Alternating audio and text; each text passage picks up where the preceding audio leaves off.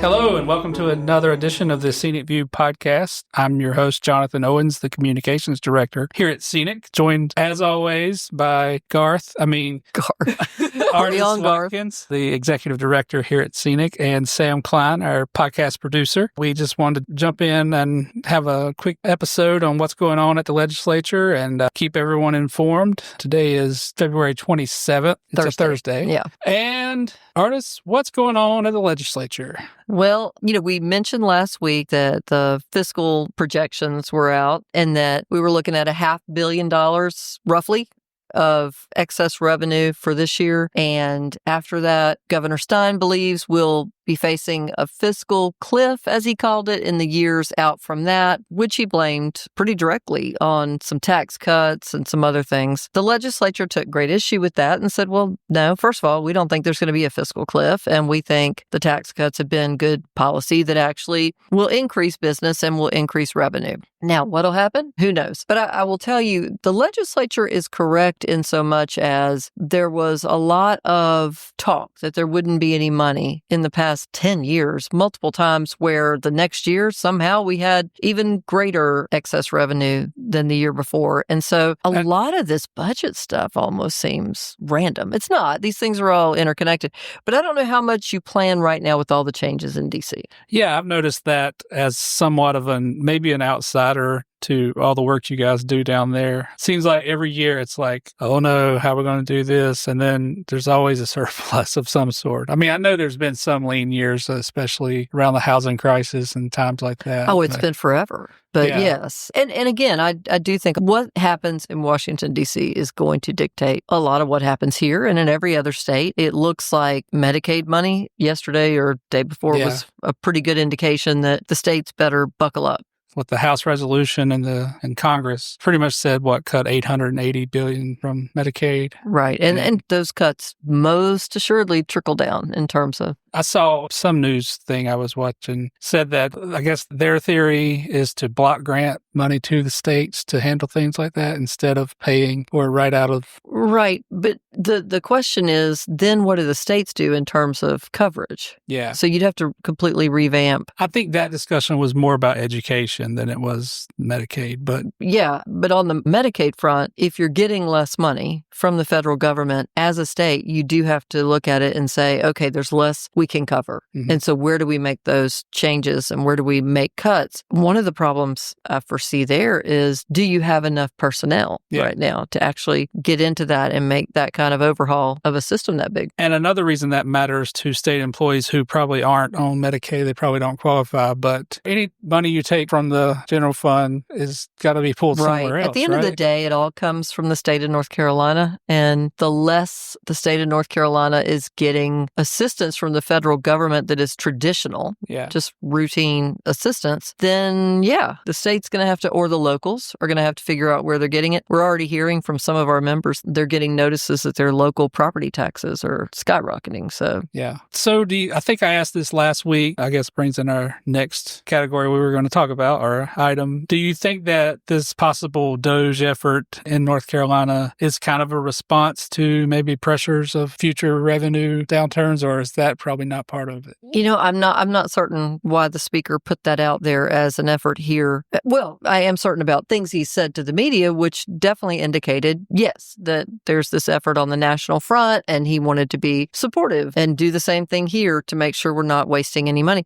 I don't think there's a soul in North Carolina would say it's a bad idea to look at every place we're spending state money and see if that makes sense. What the concern is that this gets into different state employees doing jobs that provide public services for what amounts to peanuts in the grand scheme of the budget, and that no one potentially looks at these massive contracts that go to bidders that may or may not be getting us a cost-effective product. Yeah, on the national level, it seems that the focus has all been on, employees and trimming positions and saving money that way. But the vast majority of what the federal government spends is probably contracts, right? And of course. I mean, John, think about going back to when you were a child. Mm-hmm. What is the first thing you ever heard about public employees? And it may be different for Sam, being of such a different generation. But the first thing I ever heard, there's be 3 of them, 2 of them leaning on a shovel, and 1 of them may be working. Even like Representative Marjorie Taylor Greene this week said that those aren't real jobs. It's public employee jobs are not real positions. You don't have a real job. I mean, that's very offensive. I mean, I go ahead and say that. But yeah, it's unacceptable. And I can't imagine the people in her district are happy about that. It's unacceptable. I don't think we've heard that same vitriol from legislators here that I know of, but maybe we will in the next few months. Well, I mean, we hear things from time to time just from folks on social media, for instance, who will say, we're wasting money on these public employees. It's been hard for them to make that argument with a 23 to 25% vacancy rate. And yeah. Sam, you had something? I feel like for me, one of the first things I heard about public employees growing up, it was more positive in the sense of they were very hard workers and it's a calling. Because I had a dad who was in the military, which is federal employee. And then he was a police officer in Tennessee. Yeah. And my mom also was a nurse. And it was very much a calling for both of them that I sometimes am ashamed I did not follow into like the calling. You kind of did. I mean, it's continuous fields that they put their lives on the line. And I sometimes feel bad because I'm like, sorry, guys, I did not feel that. You're doing your part in the ministry, hon. Yeah. But I feel like, it's interesting that that's where and I think that's sounds like it's informed from your personal experience in your household with very committed public servants in the household. Where I think we have always struggled is it's just been easy. If you're looking to score some political points and pick on somebody who's kind of defenseless, public employees have always been a great place to pick on people. And see, I mean, I always thought you should be very careful about assuming that people think that. I mean, I know that people think that, but it's usually just the vocal ones. But the first public employee that you really interact with and remember as a child is a teacher, right? And most people love their teachers. I mean, you have good memories of your teachers. I don't think everyone has a negative idea of public employees. I mean, the very first person we have no memory of because they're the ones that are doing the newborn screening on us. At the hospital or dealing with the newborn screening to make sure we're okay. And we've gone over this on the podcast before, but I had a nurse tell me, I didn't know the reason those newborn screenings are taking so long is because of the state vacancy rate. So I think part of the issue traditionally has been that the public does not know when they're being helped by a state employee. The only time they know about a state employee is if something's gone wrong. Somebody gave them bad service. Or sometimes they think it's state employees and it is contracted, like some of these license plate agencies. That's DMV. Been something. That's the a big DMV. One. If they're really frustrated by how long it's taking for a road to be completed, hey, most of those are contracted out now. DOT's been squeezed and squeezed and squeezed down and more has been privatized, and people are really upset about how long these things are taking. That's not state employees. I would just caution, and I'm sure Elon Musk is not listening to this podcast, but I would just caution anyone looking to totally cut, state employees or public employees in federal level. You get what you pay for. I mean... Well, this isn't a new notion. I remember years ago when Democrats controlled the House and Senate, and they, we would ask for a raise for state employees. And they, where do you want us to get it from? There's no money. Yeah. It's, as usual, it was a question of priorities. What do you want to spend it on? And so that's what actually led us to eventually do that report, Save Our State, where I got tired of being asked, where's the money? And so we started highlighting it, as so many people do, in the budget and said, well, right here, for instance, or places where we have questions. We know you've contracted all this out. How much are you spending? Are you getting a good return for that? Is it cost effective to do it that way? So, I think state employees, public employees are just an easy target. And I mean, it's low hanging fruit too if you're looking at cutting something. Right. And that's not to say they should not look at state employees. But the last thing, to be clear, the last thing we're saying is, no, don't look at state employees because we're not scared of that. We're not scared of that. We're just saying if you look at that, which that sounds reasonable, the only way you can make that reasonable is to, in fact, look at this massive amount we contract out and make sure that those contracts. And to be honest, it's not a lot to look at right now. There's not a lot of them. There's a lot of vacant positions. So just be careful cutting to the bone. So last Friday, House Bill 171 was introduced from Representative Brendan Jones dealing with DEI initiatives in state government. This followed, I guess, some statements from Commissioner of Labor and the state auditor that they were going to be stopping DEI initiatives in their agencies. Artists, what are these DEI initiatives? I don't know, and nobody is defining it. We knew what it was in the UNC system, but UNC system stopped DEI. What it is in the rest of state government, I have no idea. We've asked members because we weren't getting calls about this in terms of knowing there was some problem out there with DEI initiatives, that they were causing some kind of heartburn. So we've literally asked our members, is there a problem with it? And we're not getting back that there is some problem. So I'm sure Representative Jones is trying to solve something here. I just don't know what it is. Yeah, I know that in some other government agencies, not at the state level, there are like DEI departments and things that are being defunded, but I don't think those exist in state government, correct? I mean, you may have some, you're going to have EEO officers. Yeah. Of course, House Bill 171 says this definition does not apply to anti-discrimination measures. That would include all of the EEO measures that exist right now. So it's a head scratcher. Yeah, we had a question from one of our executive committee members the other night that one of her coworkers was kind of given these DEI initiatives on top of being the EEO officer. And now does that mean that her job is going to be cut? No, I think she was saying she was given the EEO stuff on top of her, which is normal because usually agencies can't afford a separate EEO person, so they give somebody the duties for EEO as part of their job. I don't know. They're clearly after something. Representative Jones is somebody we've worked pretty well with. I intend to ask him when I can get to him. He's had a kind of busy week this week. Yeah. I don't know. We had a reporter call and ask us about this. And I asked the reporter, have you gotten anything more on this to figure out what they're talking about? Because again, we can't find a problem that's some sort of big furor out there over DEI, and maybe we're missing something. And, my understanding from her was she hadn't really heard back. Yeah. So, I don't know what has happened at the auditor's office, at labor, or at the treasurer's office, because Treasurer Briner is the third council of state member who said, there's not going to be DEI in my office. I don't know if there's been some sort of issue there. We haven't heard anything from folks in those agencies. That's not saying they don't have a big problem, of which we're simply unaware, but if something needs to be shared in terms of other than we have a problem with not hiring people on merit, because that's what everybody wants. Hire the best people for the job. Yeah. But the fact of the matter is North Carolina is a diverse state. Seems like hiring is a big focus of folks who want to do away with DEI. But like you said, we're bound, the state is bound by laws to not discriminate in many cases. To not discriminate. But I think maybe, and this is where we would have an issue. We've got some folks, whether it's an unintended consequence and nothing more than that, when a bill like this is out there and it's not being explained as to why it's a necessary thing, what it does in the workplace is creates a situation where people feel more free to accuse people of having their jobs that they qualified for, in many cases were overqualified for, that they have that job because of their race or their gender or something like that. Now that is not cool. We don't need anything like that to perpetuate itself worse than it already naturally does. Same thing is sometimes somebody will say, oh yeah, of course he's got that job. He's a white male. Mm-hmm.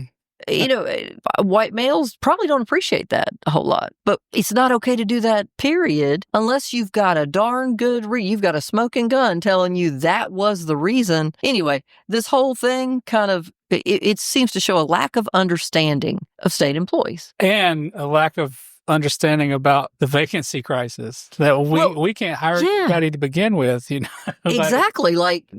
If people feel they're being shut out because they're not a certain race, gender, or something like that, 3 out of 4 jobs are filled. That means 1 out of every 4 jobs is open. Come apply for them. If you feel like you're being left out, I doubt for sure anybody's going to get left out of that scenario. So state employees are regular people. They're practical people. When you've got 3 doing the work of 4, they have to band together more than any other workforce. When a workforce is understaffed, it has to band together and work together. And what I hear from state employees is, I don't care what somebody looks like. I care what they're made of.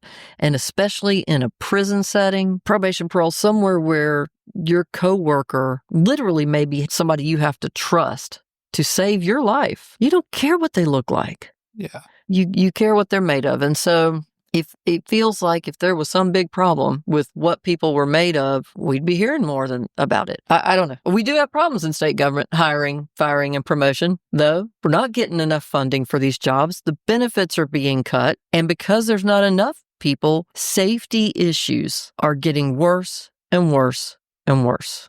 So maybe we'll get a little more clarity as this bill moves through the House, and I guess if it's taken up by the Senate. Yeah. I mean, again, I'm going to try to find Representative Jones and find out from the horse's mouth, what is this about and what's the problem, and, figure out what problem this is trying to solve. Because I think surely if he knew an unintended consequence may for real be that the people who are already getting accused of having gotten a job because of some immutable characteristic of theirs are going to get accused of that even more often. People might even feel more free to accuse them of that. I don't think that's what he would want for the morale of the state workforce. And also the veterans exceptions and things like that. Well, nobody's real clear about that. Yeah. Yeah. So stay tuned on that issue. So next week, the State Health Plan Board of Trustees will meet on Friday. Is that the meeting where the big unveiling of the plan will come out for premiums? That's my understanding. That's where we'll hear what is being proposed in terms of changes. The only thing we've heard to this date is premiums will be proposed to increase. Other out-of-pocket expenses, I haven't heard anything yet. So I'll be looking at what the out-of-pocket maximums will be, what will be covered, what will become a specialty visit that has not been in the past, what the deductible will be. And these are all big questions that all take dollar bills out of state employee and retiree pocketbooks, depending on the way they're decided. Yeah, and I know they took the vote where they decided they can stagger premiums based on income. Is that a guarantee that they would do that? I mean, I guess you don't take that vote without doing it, right? I mean, that was my thinking is why take the vote if you're not planning on doing that? That in and of itself, I know that the area where that's going to hit most people disproportionately, that jumps right out in everybody's mind that's been around the legislature for any amount of time, is veteran teachers who've been around a while, because they have been the ones not getting the bigger raises. Yeah. And so their salary's not been moving, and now they would be asked to disproportionately contribute to the health plan. And what does that do to your morale in the schools? And what does that do to the educators that have been there for about 8-9 years and are figuring out, do they want to stay? Same thing in state government, though. It's not popular to talk about doing that because in people's minds, there's bureaucrats making hundreds of thousands of dollars a year, and it's really going to stick it to them on behalf of low-paid workers. And that's not how it would work out. I don't think I've ever heard of a case where that happens, though. Like every job I've ever had, everyone had the same premium. There's definitely companies where they base your premium in part. They'll have a sliding scale for those premiums, but they also in those companies tend to pay your dependent care. Yeah. So, your dependent coverage. And this plan doesn't do that. So, I don't know. We're going to be following it. We'll be there at the State Health Plan Board of Trustees, obviously, and we'll be communicating with our members. So, make sure you're looking at your emails. Make sure you look at the SEANC social media pages, because we're going to be all over it and making sure you know what's being proposed, because you need to have your voice heard about that before that kind of thing. Didn't Treasurer Brad Briner say that it was not based in reality that we asked the General Assembly to help with these costs? Yes. And to be clear, SEANC's not advocating we go to the General Assembly for the money that's needed to plug the $500 million hole. We're actually saying that the fact we can't see the contracts. We don't know what is being paid to different hospitals when we go there. We just know some are wildly overpaid, 4 times what it takes to make a profit. Make that stuff public so there can be a public movement to stop doing that. And then we also know there's been stuff this past week in the media about some of the nonprofit hospitals that rake in billions in profits and then get these huge tax breaks that are unbelievable on their face, but are really kind of adding insult to injury. So we don't need to ask the General Assembly for that money. That should not be a necessity, because that, at the end of the day, also comes out of public services and public worker wages and doing something for retirees. It doesn't need to come out of anybody's hide except the people who are charging 4 times what the rate to make a profit is. Well, I think we'll wrap up there, and I'll move on to the question of the week. We're hitting you cold with this one. We didn't tell you what it was. What is it? Sam and I think it's an awesome one. John's wacky weird question of the week. So my question this week is, if you didn't go to the college that you went to, where would you have gone? And Sam, you're first. I'll let artists think about it. Okay. Or where do you wish you had gone if you didn't go to your... Thinking retrospectively, like knowing what I know now, I probably would have gone to UNCW if I didn't go to WCU. You like W's. That's right. I love it's my favorite letter. But that's because that's where all of my brother and his friends went to college as well. And those are now my super close friends. A couple of them are like, the girls in that group are like my sisters. I love them so much. They all treat me like a baby sister. You like the vacation location. Yeah. The mountains and the beach. Not You're on a smart purpose. person. It just happened That's to work smart. out that way. See, I kind of think that that's a common one, though. Like, when you get to, like, our age, you're like, man, I should have just gone to the school at the beach. Yeah. That's my thinking on that. Wilmington would have been one of my choices, too. Mhm. I've always wanted to go to Carolina for my whole life, like from when I was 5 watching basketball. So to be able to do that was pretty awesome. I definitely, if I could have gotten into Duke, I would have thought about it just because it's such a good school. You just mess yourself over with the UNC fans every chance you I get. said I would have thought about it. I don't You know have if I this would have weird Duke love. Well, I have like a very smart 12-year-old, and I really want her to succeed, and so I have to keep an open mind about. Yeah, you're Duke. trying to get your mind right so that if she does that, She's gonna have to. you don't have choose to one. abandon her. But it's She like I could tell- also just work at Duke Hospital afterwards. That's what my mom did. She Well, went to there you go. WCU and worked at Duke Hospital. Love it. So what I tell her is, if you can get into Duke, you probably can get into Carolina. So that's my rationale there. So. I would think. But I'll say UNCW just because it seems cool. And we actually went down there last year for some baseball, my son, and it seems like a really cool campus down there, and it seems like a really laid cool back. place to. It's Yeah. very relaxed. I think that was also my thing with schools is I liked the laid back vibes. I didn't like the high intensity, huge Shout out. schools. I liked the very chill UNCW. WCU was very chill. They were just Yeah. They are so everyone nice. was so there, mellow too. and just relaxed. Shout out to the Seahawks. I think we're a Yeah. Seahawks podcast now. What about you, Artist? Where would you? Well- University of Texas. Well, actually, I was headed there before I Oh, changed it to UNC. I chickened out at the last minute. I was assigned to a dorm that had its own zip code Nice. because Texas is such a big school. So I do not regret having gone to Carolina one bit, but it would have been fun Yeah. because Austin's fun. I mean, country music is my thing, Oh, yeah. obviously, and lots of natural springs running through town and just You may have been in the same class with Matthew McConaughey. that would have Yeah. been cool. Oh, But I have to say, I'm of the same theory as Sam. We have such world-class schools in our mountains, and then, then we've got UNCW right there. App would have been a cool place to go. To. App would have been State. so cool, but I didn't know it at the time. I didn't either. Yeah. Yeah. I knew about WCU because my mama went there. Oh, yeah. See, and we As a didn't legacy know child. much at the time. I don't think. Yeah. Well, that was a fun question. When I was really little, I had no idea. You said you'd been a UNC fan your whole But life. that was just basketball. I had no idea what I was thinking for school when I was really little because I was a little military kid. We lived in Oh yeah. Arizona, then we That's a lived in good thing, Tennessee, though. and I was like, I don't know where I'm going to be by the time I go to Yeah. college. I could be living in California by the time I go to But college. it probably made you a lot more adaptable, though, Yeah. because that was my problem at the end of the day. My mom was here. I think that's why I Oh, And yeah. so I adapted couldn't so go well. that far away and live in that giant dorm, and I was too big a Yeah. weenie. I think that and summer camps that I went to, I think that's why I adapted so well to going to WCU, being as far away from possible from my family while still staying in the state, which at the time was my goal Yeah. because everyone at high school knew me because they knew my brother. Well, go And I didn't Catamounts, like that. go Seahawks. Whoop, whoop. I got accepted to South Carolina, and Oh, no, that's if a I big hadn't one. gone to Carolina, I would have probably gone to South Carolina. That's a big one these days. I'm hearing that a lot from kids. They're But the out-of-state tuition threw Yeah. me off. So Yeah. That's why I only went to school in the state. Plus my parents, I was lucky enough to have my parents pay for my school and they were paying for my brothers at the same time.